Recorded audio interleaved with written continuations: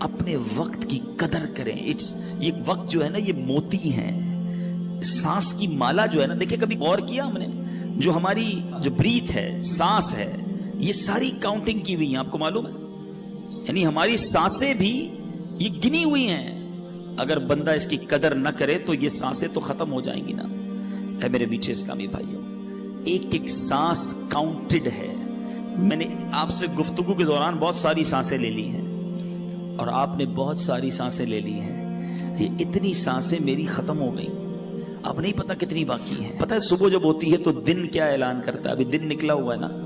پیارے آقا علیہ الصلوۃ والسلام فرماتے ہیں جب روز صبح سورج طلوع ہوتا ہے, نکلتا ہے, تو اس وقت دن یہ اعلان کرتا ہے کہ آج کوئی اچھا کام کرنا ہے تو کر لو, میں پھر پلٹ کر نہیں آؤں گا.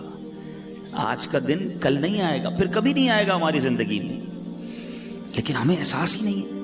ایک بار ایک باپ اور بیٹا سوئے ہوئے تھے. بیٹا رات کو اٹھ گیا, رات کو اٹھ کر رونے لگا. باپ نے کہا بیٹا کیوں رو رہے ہو, کیا ہو گیا؟ کہتا ہے ابو جان بات یہ ہے کہ صبح مجھے کل قاری صاحب نے ایک سبق دیا تھا, اب مجھے کل استاد صاحب کو وہ سبق سنانا ہے, سبق یاد نہیں ہوا ہے. اب استاد صاحب کو نہیں سناؤں گا تو انہوں نے سزا دینی ہے. یہ سن کر باپ بھی رونے لگ گیا. کمال کا باپ تھا, رونے لگ گیا. کسی نے پوچھا کہ تم کیوں رو رہے ہو؟ کہتا میرے بیٹے کو ایک سبق یاد نہیں ہے, اس کے لیے رو رہا ہے کہ قاری صاحب کو کیا جواب دوں گا. میں نے تو اللہ کی کتنی نافرمانیاں کی ہیں, اللہ کی بارگاہ میں کھڑا کر کے ہڑا ہوا تو کیا جواب دوں گا. اس کو ایک دن سبق سنانا ہے, اس کو بے چینی ہے, مجھے ساری زندگی کا حساب دینا ہے, میں کیسے سو رہا ہوں. کبھی زندگی میں ایسا ہوا؟ ذرا سوچئے. بہت سارے ایسے تو ہوں گے کہ ڈاکٹر اگر کوئی بیٹھا ہو یہاں پر تو ڈاکٹر صاحب بتائیں گے کہ ان کے پاس بہت سارے لوگ آ کر کہتے ہیں ڈاکٹر صاحب بلڈ پریشر بڑھ گیا ہے, شوگر بڑھ گئی ہے, ٹینشن میں نیند نہیں آتی.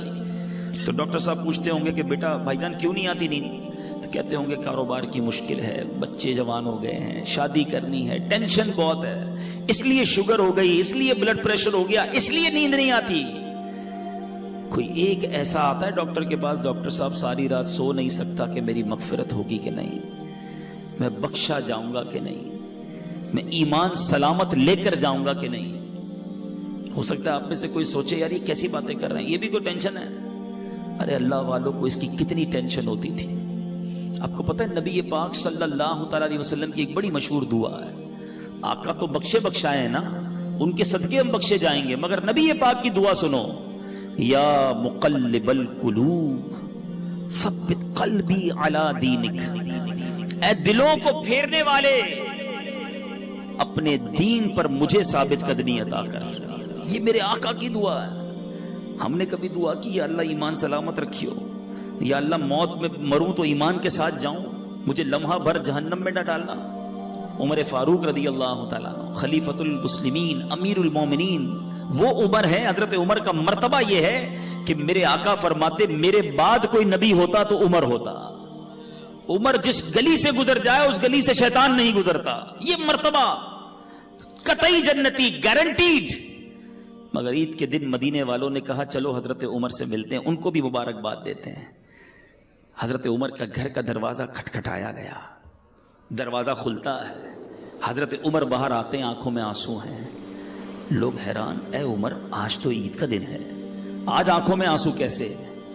حضرت عمر کہتے ہیں عید تو ان لوگوں کے لیے ہے جن کے روزے قبول ہو گئے, جن کی نمازیں قبول ہو گئی. عمر نہیں جانتا کہ اس کی عبادتیں مقبول ہوئیں یا منہ پر مار دی گئیں. یہ حضرت عمر, یہ غوث اعظم. میں اور آپ تو گناہوں کے انبار ہیں سر پر, مگر کوئی شرمندگی نہیں ہے, کوئی ٹینشن نہیں ہے, کوئی دعا نہیں ہے, کوئی جس کو کہیں جھرجھری آ جائے کہ یار بنے گا کیا میرا. مزے ہیں, گل چھڑنے ہیں, پلاننگز ہیں, آج کدھر گھومنے چلنا ہے, سنڈے کو کدھر چلنا ہے, آؤٹنگ کدھر کرنی ہے, چھٹیوں میں کیا کرنا ہے. پورے دن میں نماز پڑھنی ہے کہ نہیں, اس کی کوئی پلاننگ نہیں. سوچئے, خدا کے واسطے سوچئے, ہم سب کو مرنا ہے, یہ وہ حقیقت ہے جس سے انکار نہیں کیا جا سکتا. موت ایک ایسی حقیقت ہے کہ دنیا کا ہر مذہب, دنیا کی ہر قوم اس کو مانتی ہے کہ مرنا پڑے گا. کسی کو اس سے کوئی جس کو کہیں فرار نہیں ہے. میں آج بیان کے آخر میں آپ کو سرور کائنات علیہ الصلوۃ والسلام کی ایک حدیث سنانا چاہتا ہوں. یقین کریں میرے آقا کے سارے ہی فرمان بڑے نرالے ہیں، بڑے پیارے ہیں، ایک ایک لفظ موتی کی مانند ہے. وہ کہتے ہیں نا کوزے میں دریا کو بند کر دینا، میرے آقا تو پورا سمندر بند فرما دیتے ہیں.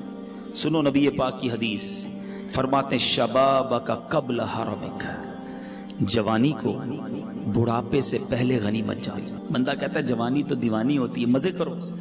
یقین کرو یہ بڑی نعمت ہے. پوچھو ان بوڑھوں سے، اب نہیں ہے وہ ہمت جو پہلے تھی، اب بیماریاں آ گئی ہیں. اللہ نے جوانی دی ہے، پیر سلامت دیے ہیں، پیروں پہ کھڑے ہو کے نماز پڑھ لو، پھر بیٹھ کر بھی مشکل ہو جائے گی. اللہ نے جوانی دی ہے، زیادہ روزے رکھ لو. اللہ نے جوانی دی ہے، اس جوانی میں خوب دین کی خدمت کر لو.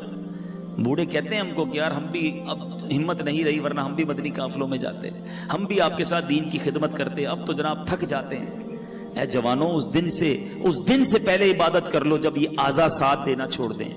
ملتے ہیں لوگ کہتے ہیں پیروں میں ہمت نہیں، تراویح نہیں پڑی جاتی. جب ہمت تھی تو کیوں نہیں پڑی؟